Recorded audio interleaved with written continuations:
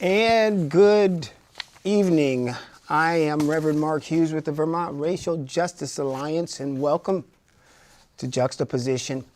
We're back tonight to talk about doing the work. Doing the work. Are you doing the work?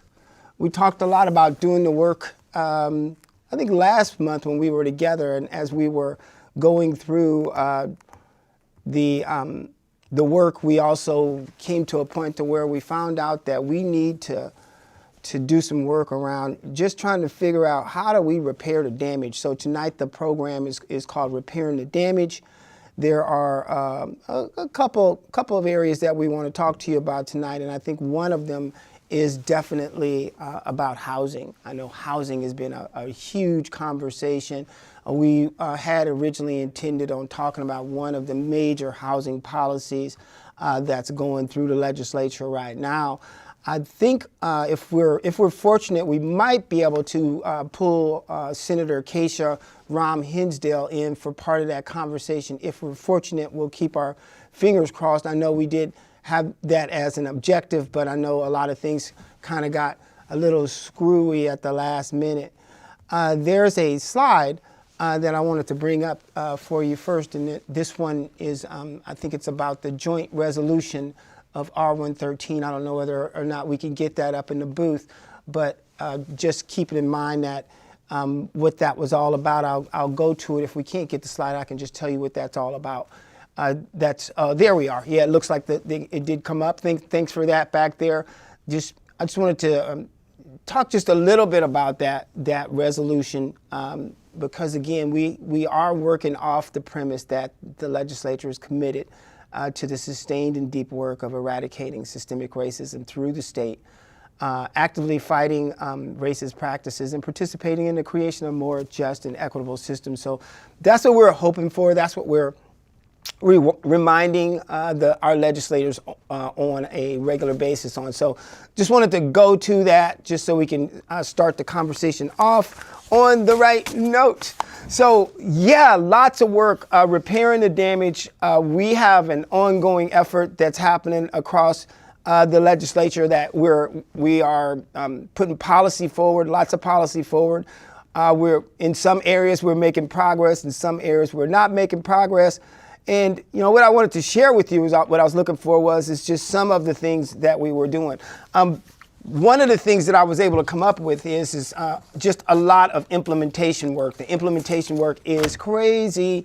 So what do I mean by implementation work? There are so many policies that are out there, so many policies that we were able to get implemented. Everything from the racial disparities in the criminal and juvenile justice system advisory panel, if you remember that. You probably remember the work that we were partnered with on the Land Access and Opportunity Board. Yeehaw! And then, of course, there was the Health Equity and Advisory Commission. So just lots of implementation work that we're leaning in on. And one of the things that I wanted to share with you today is just a little bit of background on land access and opportunity. Just wanted to share with you some of the things that the 14th Amendment was actually implicated in there. The Equal Protection Clause, the 14th Amendment, it really created quite the obstacle for the work that we were doing. And you're probably thinking, what are you talking about? The 14th Amendment is to protect us. How could it be creating an obstacle for the work? What we know, and I'm going to, I think before we get into that, there is some background work that I want to share with you, work that we've been kicking around. I think that let's see if we can go back to the booth just for a minute, and what we'll do is we'll get another slide up. Let's just see if we can get to that. We are looking for. Let's see. There we go. There, I think we can go over to that one there. So I just want to give a little background about where we've come from. What we know about the 14th Amendment it was an equal protection amendment. It was it's bookend, if you will, by the 13th and 14th Amendment. If you can grab that slide, we can fill in the blanks on that. The 13th Amendment obviously was slavery abolishment. The 15th Amendment was voting rights. Thank you for that slide. And I think that where we're at right now is that, looking at the 14th Amendment, that was equal protection, and in addition to that, the whole citizenship, if you recall. Well, what happened is things kind of went sideways, and what I mean by that is between the Cruikshank, between the Plessy versus Ferguson, between other constitutional amendments that involved civil rights. The 14th Amendment was largely watered down, and it was scarcely used to protect the rights of black and brown folks. And back to that slide again, I'll go to that when talking about creating wealth in America. I just wanted to bring to the attention everything from the Naturalized Citizen Act, the Indian Removal Act, the 1862 Homestead Act, which granted white folks 270 million acres of land, the alien land laws, the immigration restrictions. I could go on. You can look down in the lower right-hand corner of that slide. The Federal Housing Administration exclusionary loan eligibility, that's all about redlining. So just to make it clear, these are all policies that were created, thank you for that slide, policies that were created for the purposes of distributing wealth and the creation of the white middle class in America. Federal policies, state policies that created this situation, because where we are right now is we have wealth disparities here in the United States, racial wealth disparities along racial lines, 13, 14, 15 times.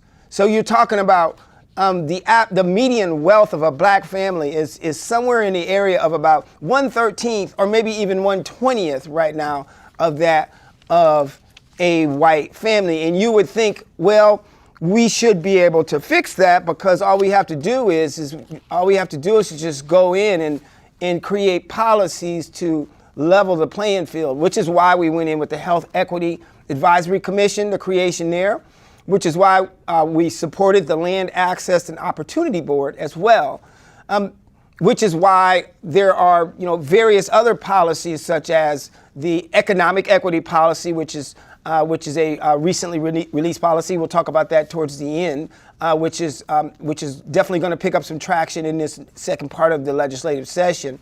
Here's the challenge, though, and what I have in front of me this is the report of the Land Access and Opportunity Board, and this is, I'm reading you a draft form of it because I couldn't lay my hands on the final version of it because my printer ran out of cayenne ink in the 11th hour before this, so I just grabbed the draft version. But this is very, very close to the language that was released in the land. I know it's funny. You said, who runs out of cayenne? So I ran out of cayenne today.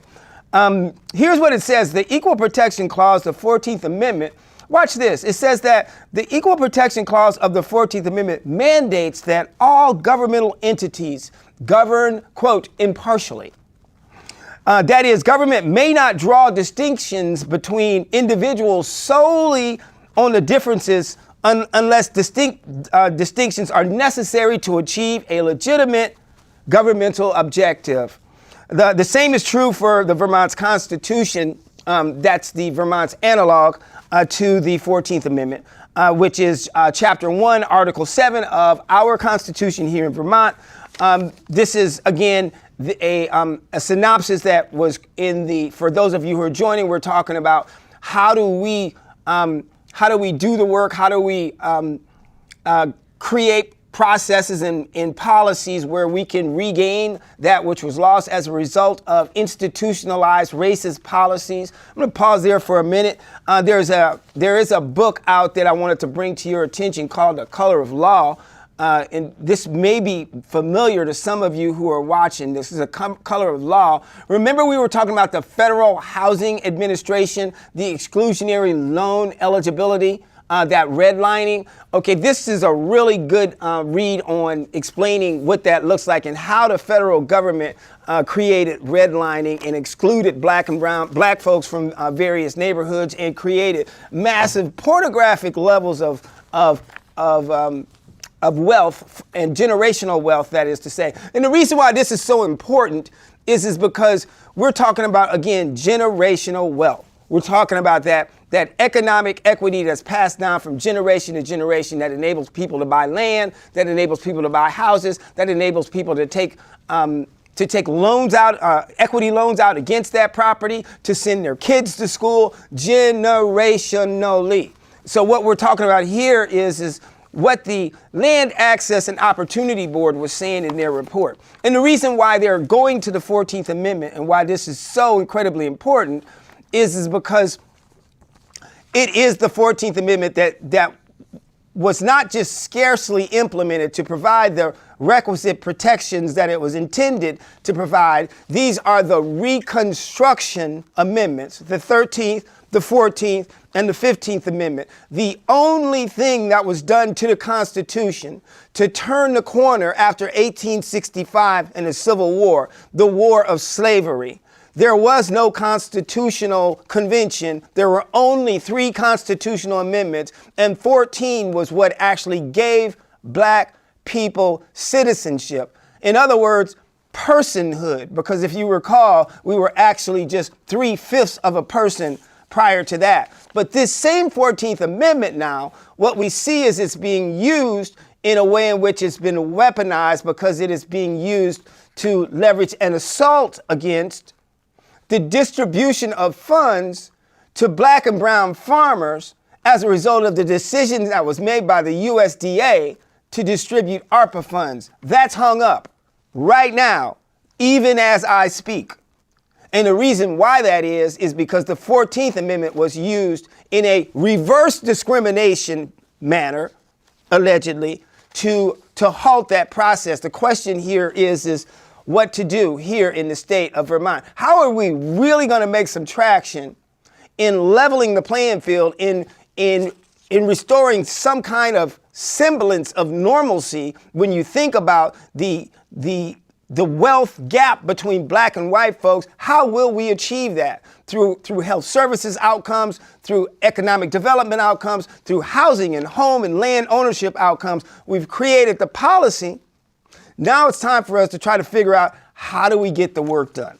How do we actually get the work done? So moving on in this synopsis, it says that a Baker versus the state here in Vermont held that the state must treat same-sex couples the same as heterosexual couples with regard to civil marriage. And the responsibilities of the court they found that there was no legitimate governmental interest in its then refusal to legally acknowledge civil unions. So this policy has been the 14th Amendment and the analogous Chapter 1, Article 7 of our state constitution has been successfully used to defend positions in other ways, as has the 14th Amendment. That is to say that's why we have made so much progress nationally, not just when Roe versus Wade, which passed, which was upheld for over 50 years. We know that it was upturned, but it was at the heart of Roe versus Wade was the 14th Amendment that made that even possible in the first place. Here's another thing is what we also know about the 14th Amendment in terms of what is currently happening and playing out in what we call the Supreme Court of the United States, or otherwise known as SCOTUS, is that they have heard affirmative action cases to date. And those affirmative action cases had to do with Harvard University as well as the University of North Carolina at Chapel Hill. And those universities were attacked because they were using race as one of the many criteria that they consider when determining acceptance to the university. So they were sued. The Supreme Court heard the case. And if you ever listen to the Supreme Court, if you listen to them deliberate any case, you can get a pretty good idea on what the outcome of that case is. I listened. Just like I listened to Roe versus Wade. This is what I got. Affirmative action is dead. We will hear it in June. And what this means is it's essentially a nail in the coffin to 14 in terms of its original intent, and that was to protect black and brown folks. So what do we do about that? What we did was we asked for a constitutional amendment here in the state, and what we're waiting to see come out of the Senate.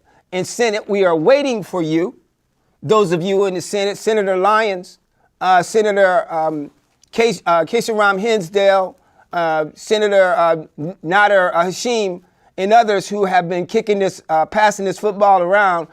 We are waiting for you to get that in, because we need to get that in here. Obviously, as you know, in this session, that is to this period of this session, because it is the year of 2023 in which that must go in. And I know you all know that, but I want you to know that we're watching you, and we would like to see that happen, because equal protection here in our Constitution, I think what that enables us to do is to pivot on that thing. And if the federal law is not providing us those protections, then we ought to be able to pivot on our constitutional on the constitutional protection provided to every Vermonter to say, hey, states' rights. So that's that. I got a second book for you here. This is interesting reading. Over time, the Supreme Court has issued a series of rulings that to survive equal protection scrutiny, any and all governmental enactments that establish an affirmative preference for one or more subsets of a community as a whole, referred to as suspect classifications by the court, must be narrowly tailored to advance compelling state interests. So there's a lot of jargon in here, but we have brought on counsel. We are looking at the within the Land Access and Opportunity Board. We are looking at options whereby we will be able to administer that board in a manner that is consistent with that, and hopefully we can also get that constitutional amendment done as well. Another thing that we're doing is we're working on on economic justice policy, as I said earlier, and I think that it's really, really important that we get some attention, that we get some attention on that, and we'll come back to that in just a minute. Here's another book. This one here is it's called Racist America. Yep, I said it. Racist America. This is by Joe Fagan and Kimberly Ducey. I encourage you to read this. What this gets at is the root causes, also the impact in a lot of the fabric of systemic racism, of what it really is. This is also where we get our definition of systemic racism. There are, you say definition of systemic racism, what is that? Yes, the definition of systemic racism is a thing. We're going to pull up that slide for you again, because we're not going to let you get away without it. The definition of systemic racism is is a thing. In the slide, in the booth, if you can just access that slide. There are many definitions of systemic racism, but this is the one we want you to be paying attention to. It involves the deep structures and the surface structures of racial oppression. It includes a complex array of anti-black practices. Listen to this, the unjustly gained political economic power of whites, the continuing economic and other resource inequalities along racial lines, and the emotion-laden racist framing created by whites to maintain and rationalize their privilege and power. If you read on, you'll also see that it encompasses the dominant white racial frame. There's a racial frame. That should be a hyphenated racial frame. This is how white people frame the world and everything that you see. Don't get mad at me. This is what they wrote. Okay, this is in the book. You should really pick this book up. It's the racist attitudes, the ideologies, emotions, images, narratives, as well as the discriminatory actions and institutions flowing out of and linked to that framing. What does that mean? What we're saying is overt racism. Thank you for that slide. Overt racism is it is actually the product of, it is the baby of, it is birthed out of systemic racism. And that's what I want my white brothers and sisters to understand is a lot of folks walking around here, they might be overtly racist and don't even know why. And don't even understand the fact that there is a system that was created to protect white wealth of the wealth of wealthy white men who are, and this is all English colonial wealth, because 3/4 of them, 3/5 of them had slaves who wrote the Constitution. And by the way, the Declaration of Independence, talking about everybody being free, most of those guys was holding slaves at the same time. And it was by the economy that created wealth as a result of that slavery that they were even able to raise the money to win the war to gain independence in the first place. So it's just all mixed up. It's a juxtaposition. So I think that there's a lot more to talk about with definitely the work that we're doing. And I want to share with you some of the work that has been happening surrounding housing, express also to you some of the concerns that we might have and some of the things that we're seeing in this policy. And I have with me the one that we have been watching, because this is a committee bill. What does a committee bill mean? I'm glad you asked. That is that the committee, the Committee of Jurisdiction, and in this case, the Committee of Jurisdiction is the Committee on Economic Development, Housing, and General Affairs in the Senate. They actually sat down and hammered this bill out, and it's called S-100. So you may want to go and take a look at it. So we are digging into it. We're taking a closer look at it. And the reason why I brought you here in the conversation that we were going to have with the senator this afternoon, and we'll get back to it, is we just want to talk about, because at the end of the day, what's the name of our program again? Repairing damage. So what we're talking about is we want to make sure that we understand how this policy is repairing damage. So we'll be talking more about the policy and moving forward. We'll probably be offering some testimony in the House on the policy as well. I'm not going to get into a whole lot on the features of the policy before I get into talking to you about just the damage, because as you recall, we talked about wealth, and we talked about wealth inequities here in the state. And I think, and this is probably going to be one of the most important things I get to say to you, because we're inside of 10 and we're going to be wrapping it in a minute. But the damage that has been caused across this nation in terms of economic inequities, what we're realizing is we're seeing the product, the badges and incidents. We're seeing the legacy of slavery. It is not by coincidence that these wealth gaps exist. It's not by coincidence that these inequities exist across all of these other social determinants of health: housing, education, employment, health services access, economic development, the so-called criminal justice system. It's not by accident that all of these things exist. And really what I'm getting at is when you think about this state and other states and what has been created. And I showed you already how the federal government and states contributed to the creation of pornographic levels of wealth for white people and the creation of what is now the middle class at the expense of the economics of black and brown folks. What we saw here and what we see here across the United States is there are certain zoning laws. We know that Act 250, yeah, I said it, Act 250 was a weapon. Act 250 has been and continues to serve as a weapon because it has kept certain folks out. It speaks in terms of the character of our communities. It speaks in terms of the restrictions that are placed on development that would afford folks who are socioeconomically deprived. Now let's get it right. When we start talking about socioeconomic disadvantages, it's important for us to understand we got to keep coming back to our census data. We got to keep coming back to the numbers. Most black people are poor. So when you create policy that excludes poor people, the vast majority of black people will be affected. Now, in numbers, more white people will be affected, yes, which leads to this, our third book, The Sum of Us, Heather McGee. Get it? We'll talk about it later. The Sum of Us. So the policy that we're creating, we can't create policy. We can't create policy that creates a detriment, an economic detriment to some, and then turn around and walk that policy back because it's economically beneficial to others without talking about what it did to the folks that it was intended to exclude in the first place.